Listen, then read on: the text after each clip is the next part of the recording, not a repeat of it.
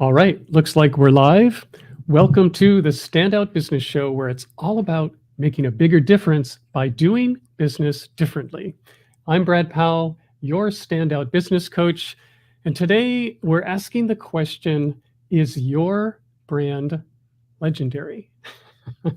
So I want you to think about any popular brand that you know, like Apple, Harley-Davidson, Disney, and when you see or hear these names, does something just kind of click in your brain that goes way beyond mere familiarity? Of course, you probably know about all their products and services, but I'm willing to bet that you have a much deeper and more profound, even emotional connection to these businesses. Like, think about the long lines of people who are camped outside Apple Store every single time they'd launch a new iPhone. And these aren't just brands, they are legendary brands. And they don't just have they don't just have satisfied customers like you. They've created raving fans. These are the ones who are like the true believers. They buy every product, they spread their message, and who will stand up and defend the honor and reputation of these multi-billion-dollar brands. Full transparency, I have to confess that I've become a loyal Apple user. I currently own was probably my fifth iPhone. I've got a MacBook Pro, I've got a Mac Mini, I've got an iMac, I've got an iPad, and I do all my video editing on Final Cut Pro. So like I'm goner. But for the small business person like most of us, what can we learn from these really big companies that can actually help make your own brand legendary? Well, that's what this week's guest, who's author and consultant Scott Wozniak, he's going to break this down for us. Scott's the author of Make Your Brand Legendary, Create Raving Fans with the Customer Experience Engine. Scott's going to share a set of systems that he's discovered that all the great brands use to create raving fans that he calls the Customer Experience Engine. It's a simple tool to help leaders become legends. So if you're wanting to create those same kinds of raving fans that will always seem to dominate the conversations on social media and online chat boards, then stay tuned and let's start the show.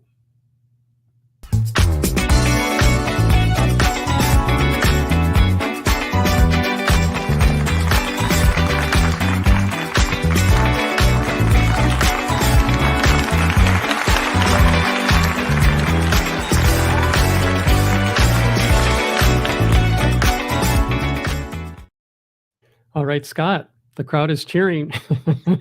Welcome to the show. Man, it's so good to be here. Thanks for having me.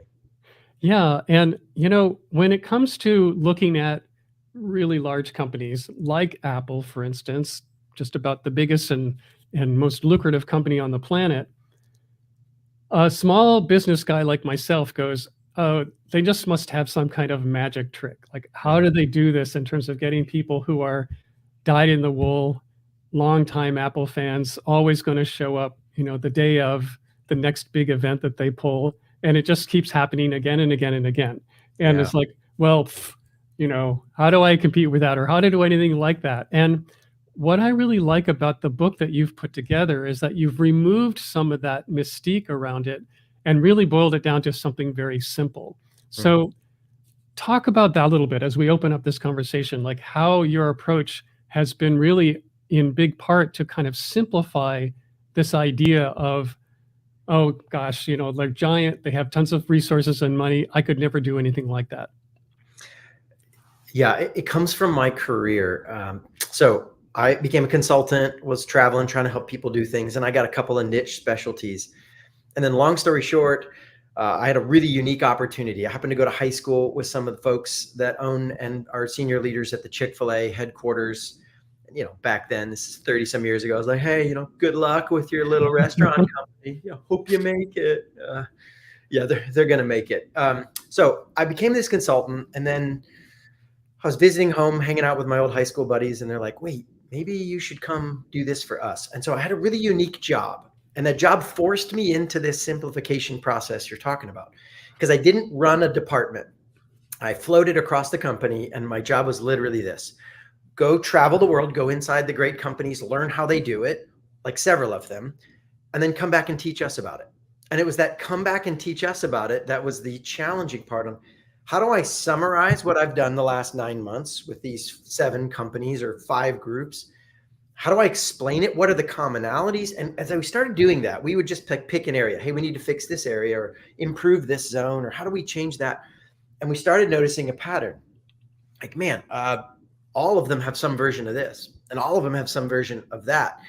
And then I would go to another company and say, hey, we started with Chick-fil-A. Hey, let's do this. And eventually I wrote a couple books, and long story short, felt like I needed to leave and go build my own firm. And the first client to sign me was Chick-fil-A. So I get to keep working with them, but now I've helped this translation prompt. It's the fun part is the learning part. Where I really probably make the most value is translating, communicating all that back into some format that a different industry or a different setting can use and say, okay, yeah, here's the surface, but this is why. This is what made it work. Here's the tool they used, and you should put different numbers in there. But it's really turned out to be, it's not magic. I mean, I love the way you said it, right? There's a mystique about it, and that's part of the fun. But if you're a leader trying to build it, it's the same kind of engine. And that's why part of why I love this engine metaphor. Engines are predictable. Engines are systematic, and they also are under the hood, right? You have this beautiful, shiny exterior, and you and I might have a totally different car body, but we can wrap the same engine inside of all that. Say, okay, what's driving us? You've got this sweet, a convertible sports car, and I've got a truck, but we both have the same engine that pushes us at the same speed and same direction. It really isn't magic. It's a system. It's a set of systems that when you stack them, they just work. And in fact, let me give one more little bonus here, because right about now, in my experience, there's some folks who are listening. Maybe you're watching and you're like, okay, this isn't for me. Like, all the people you're talking about are consumer brands, right? They sell Harley, right? Chick-fil-A, Disney theme parks. That's the division. I've not spent my time in Disney conglomerate. I've spent a lot of time with the theme park leaders figuring that world out. But you're like, listen, I'm not a theme park. Like, I don't sell, sexy electronics like Apple. Like, we're B2B, we're technical. It's kind of a price sensitive market. You can't do it for me. And that's just wrong. I've worked with people doing this in the technical B2B spaces, from construction, manufacturing, chemicals, government industries, nonprofits, like the kind of categories you'd say you just can't do it. And it's being done. It may be more challenging for you, legitimately, but that means when you install these systems, you'll just stand out that much more because no one else in your space is doing it. And I can think of these examples all the time. And the reason you probably aren't thinking of those as examples is because when a B2B company does it right, only their customers know. And you're probably not their customer. It happens all the time. It's just, when Apple does it right, but Brad, who does Everybody Apple knows. buy iPhones, right? Who's their customer? Right. All of us, right? Yeah.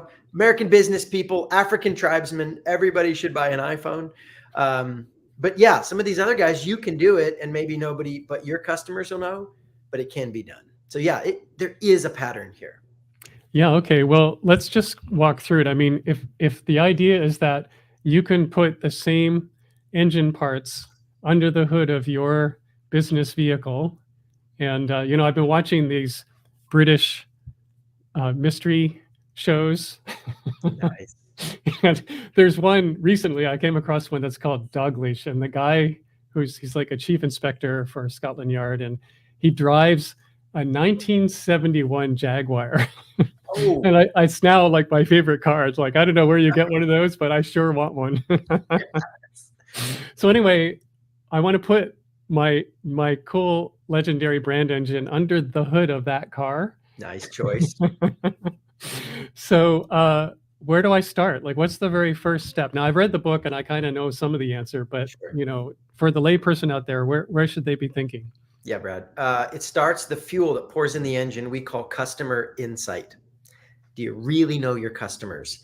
And what we find is most people have customer data, not customer insight, right? They know facts, what they buy, when they buy, where, but they don't know why they pick you. What is it about you they like? Why are they staying around? What parts don't they care about? Bigger question, what are they trying to accomplish because of you? I mean, hard truth, they don't care about your stuff. They care how your stuff makes their life better. So if you don't know their life goals, their business goals, then how can you design something better and faster and make more effective? And I see a lot of people throw wasted effort and time because they don't have real insight driving their engine. They just kind of raw data. And so this is where we start, is how well can you describe your customer, their goals, their life, and where you fit in it.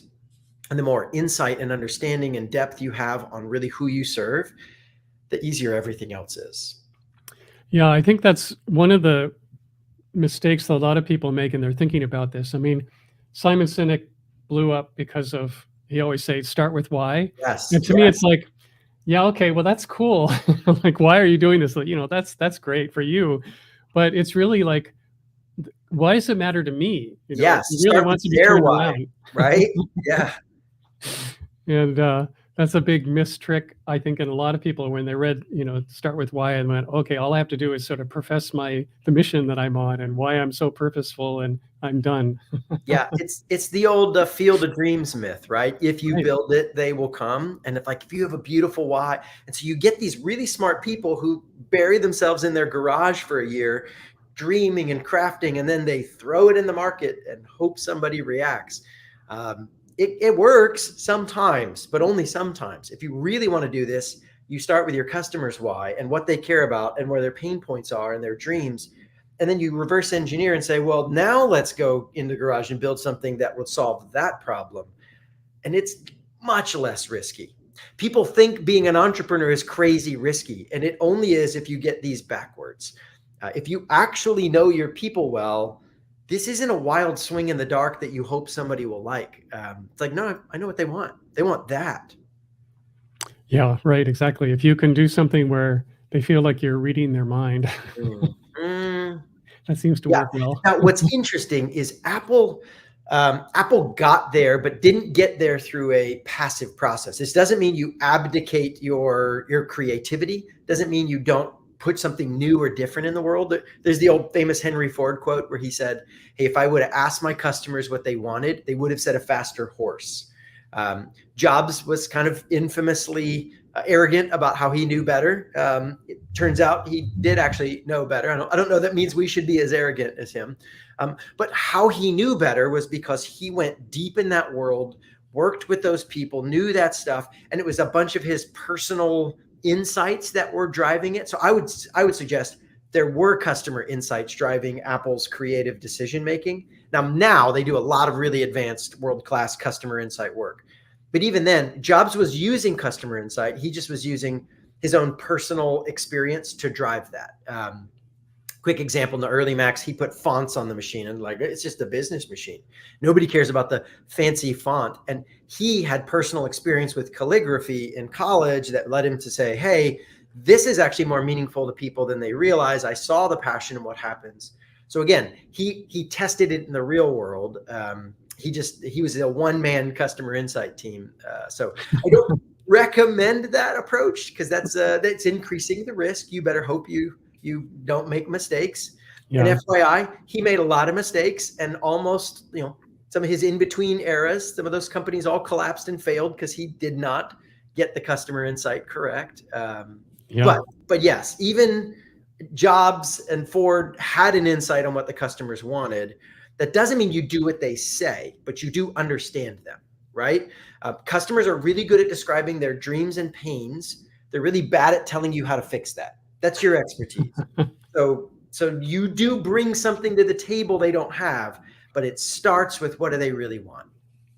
Yeah, right. All right. So if we have some semblance of what our customers are thinking, the next step you call operational excellence, which to me, it seems a little bit like, well, table stakes, like if you're in business, you need to be good at it. And it's not even necessarily a differentiator. It's just like, well, we do this good work. But how do you describe that level and how do you help people set the bar so that it's high enough in the excellence realm of the spectrum? Well, Brad, I'm not surprised that you consider that table stakes. Just getting to know you, getting ready for this, that's who you are. how do I put this gently? You're not standard. There's a lot more people who are close enough when it comes to operational excellence, and they want to move on to the fancy stuff. Close enough doesn't count, not in this category. See, the problem is when we think about excellence, maybe it's me, maybe you're one like me if you're listening. I want to think about how good it can be when it all comes together, right? I got proprietary tools and smart people and techniques, and man, this is how excellent we are. But that's not how your customers are thinking. Your customers are asking, can I trust you? Can I trust you? And trust is a different calculation than how smart and cool you can be sometimes. The key is consistency. And this is the mistake we make. We get close enough. And I can talk about several really big brands that have really cool stuff, but it's inconsistent. And here's the hard truth we learned. Being inconsistently excellent earns the same trust as consistent failure. You don't get partial credit for partial excellence, right? Like, let me think about it, right? Like that guy, he's a great employee. I mean, he steals from us once or twice a year, but the rest of the year, he's a great guy. We love him. Like, no, you trust him or you don't. There's no half trust. And this is the problem with the brands.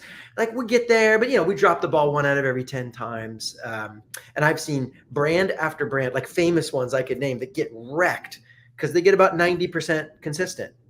And I got kids in school, like high schoolers, right? Hey, 90% is not a bad grade. A minus, B plus. Dude, as a business, 90% will wreck your trust. And then you go do the fancy stuff and they don't believe you and you're not getting any credit for it. You've got, it's not everything, but there's a few things, usually 4 or 5, you got to get these right or nothing else matters. And so honestly, that's not my favorite. I like the crazy, fancy, innovative stuff. But I learned the hard way early in my career, without some fundamentals consistent every time, you don't even have the option of doing the fancy stuff that makes them raving fans. Yeah, that really resonates. I mean, I think it's really, as you say, like in terms of building trust, it's all about the relationship that you can build with your clients and customers over the long term. Yes. And I mean, there's nothing like people who will come back for more to grow your business. And the ones who not only will they come back, but they'll tell their friends why they keep coming back. Yeah.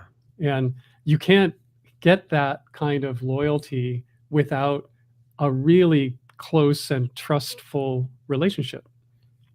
Yep. And there are whole industries where everyone's kind of given up on some parts of it. Like, it's just too hard. You can't do it.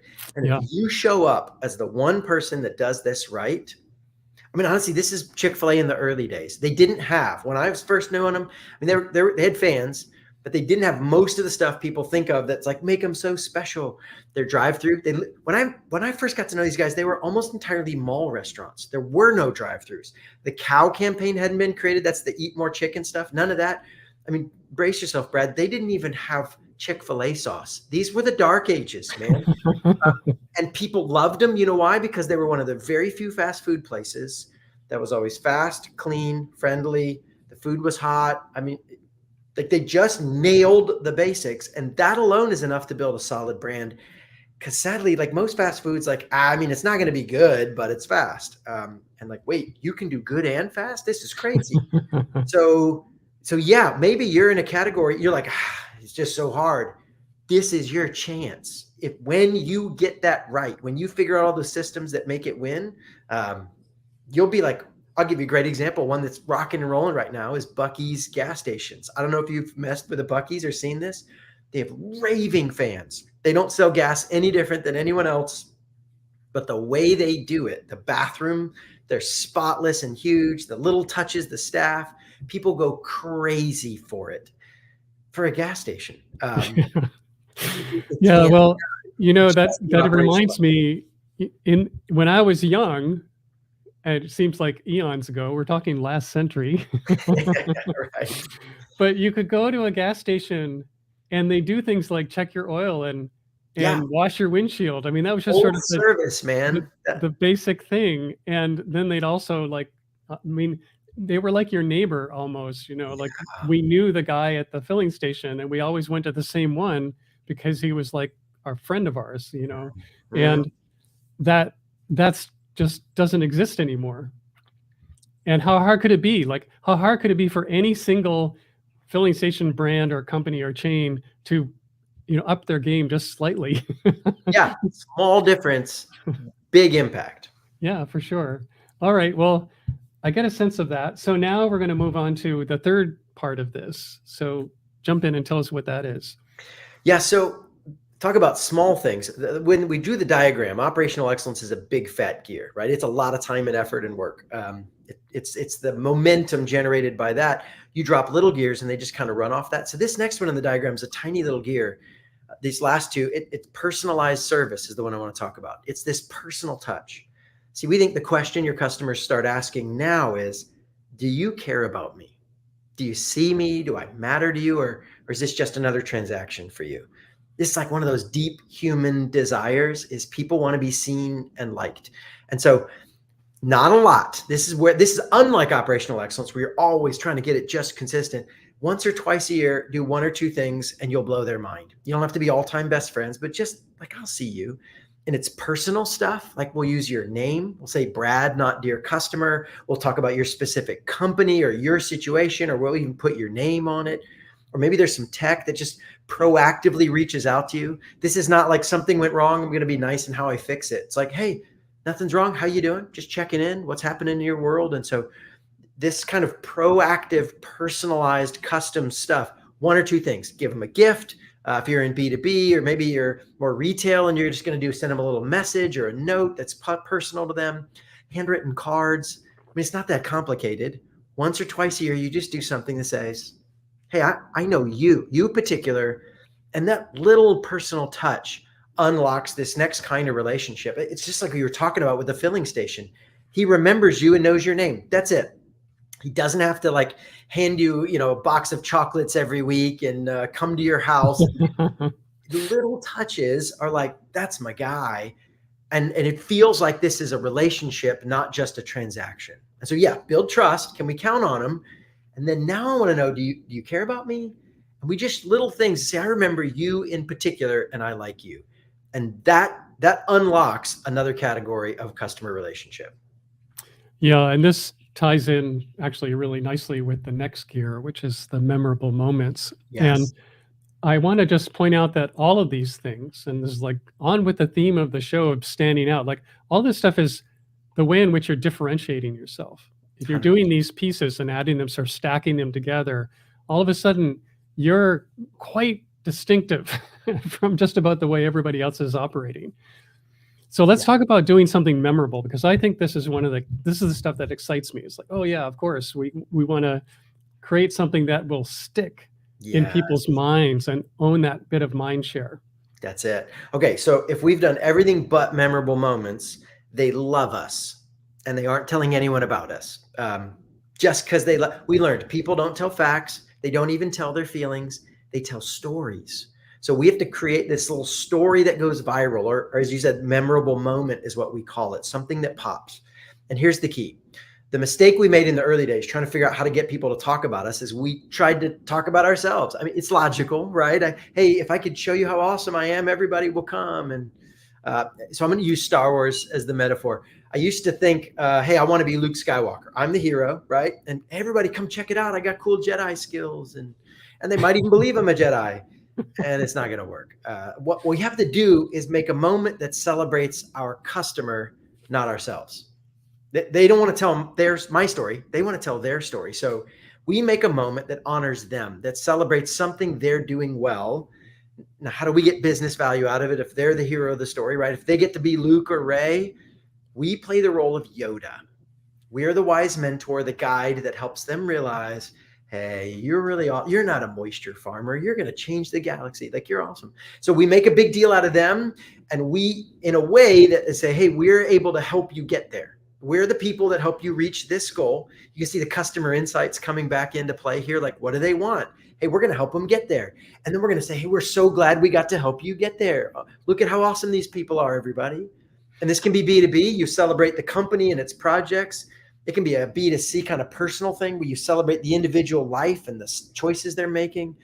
And you make a big deal out of them. Again, little gear, once or twice a year. You do a little something that pops and celebrates one slice of your customers. and then you give them pictures and tell that story, they will go viral nuts with this. And then they'll tell everybody, man, you got to do stuff with these guys. That's how I got to be so awesome. They might humble brag a little better, but that's really what's going on, is they get a chance to feel good and shine, and we set them up for that success.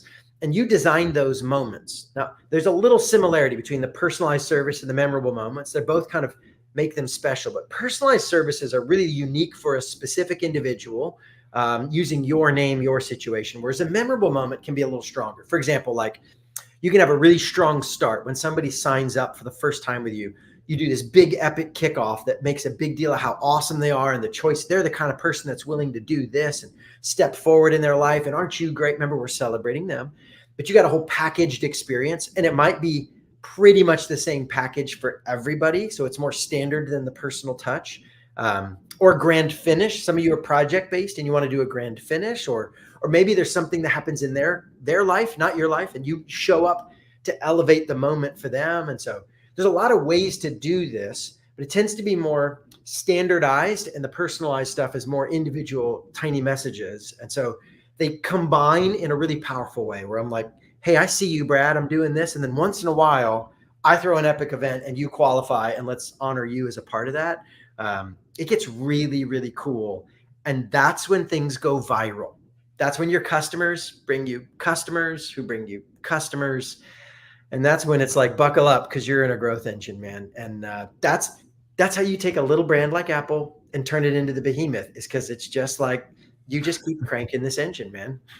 Yeah, well, I really like some of the examples that are in the book have to do with things that are, you wouldn't really think about doing anything like this, fairly boring stuff like people in construction. But when they're done, like at the finish of a project, that's when they can do some kind of celebration. And everybody involved starts feeling really good about it. Mm-hmm. Yeah, those guys, your end is their beginning, right? Like they're about to launch. So literally some of our clients have bought red carpets, and people like show up and have a red carpet moment, and not look at us, the clients walking the red carpet. It gets really fun.